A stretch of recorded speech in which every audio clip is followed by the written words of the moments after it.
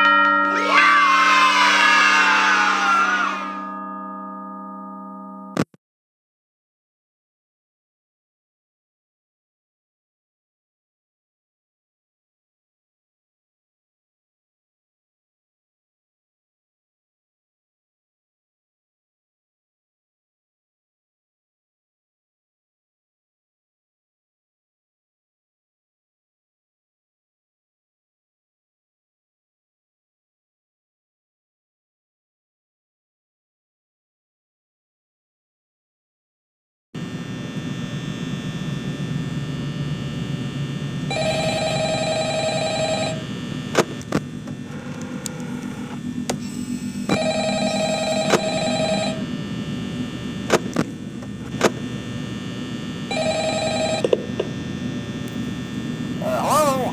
Hello? Well, if you're hearing this and you made it to day 2, congrats.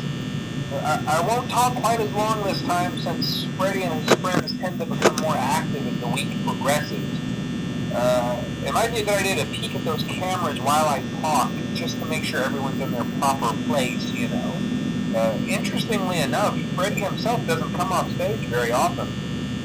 I've heard he becomes a lot more active in the dark, though, so hey, I guess that's one more reason not to run out of power, right? I also want to emphasize the importance of using your door lights. There are blind spots in your camera view, and those blind spots happen to be right outside your doors. So if you can't find something or someone on your cameras, be sure to check the door light. You might only have a few seconds to react. Not that you would be in any danger, of course. I'm not implying that. Also, check on the curtain in Pirate Cove from time to time. The character in there seems unique in that he becomes more active if the cameras remain off for long periods of time. I guess he doesn't like being watched. I don't know. Anyway, I'm sure you have everything under control. Talk to you soon.